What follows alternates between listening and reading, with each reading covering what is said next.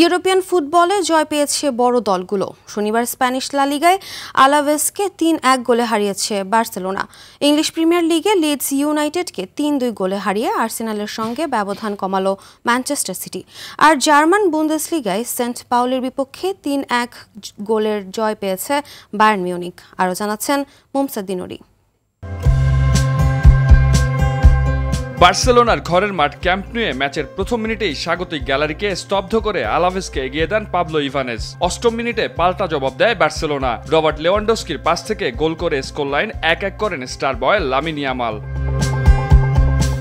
২৬ মিনিটে দারুণ ফিনিশিংয়ে ব্লাউগ্রানাদের এগিয়ে দেন স্প্যানিশ মিডফিল্ডার দানি অলমো। তার এ গোলে সহায়তা করেন চোট কাটিয়ে এ ম্যাচ দিয়েই মাঠে ফেরা ব্রাজিলিয়ান ফরওয়ার্ড রাফিনিয়া।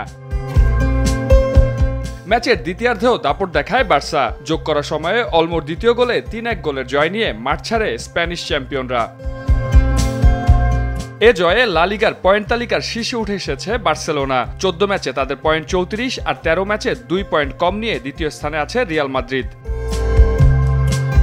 এদিকে ঘরের মাঠে রোমাঞ্চকর জয়ে আর্সেনালের সঙ্গে ব্যবধান কমালো ম্যানচেস্টার সিটি। ইতিহাদ স্টেডিয়ামে প্রথমার্ধ ২-০ শেষ শেষ করার পর দ্বিতীয়ার্ধের ৪৯ ও ৬৮ মিনিটে ২ গোল হজম করে চাপে পড়ে পেপ গার্দিওলার শিষ্যরা। তবে অতিরিক্ত সময়ে ম্যাচে নিজের দ্বিতীয় গোলে সিটিজেনদের বিপদমুক্ত করেন ইংলিশ মিডফিল্ডার ফিল ফোডেন।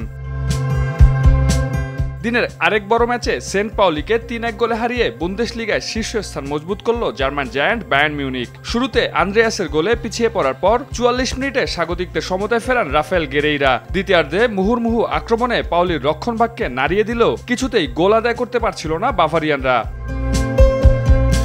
তবে যোগ করা সময়ে তৃতীয় ও সপ্তম মিনিটে গোল করে বায়ার্নের জয় নিশ্চিত করেন দিয়াজ ও জ্যাকসন। ১২ ম্যাচে ১১ জয় ও ১ ড্রয়ে ৩৪ পয়েন্ট নিয়ে শীর্ষস্থান ধরে রেখেছে বায়ার্ন মিউনিখ। মুমসাদ্দি নুরি, RTV।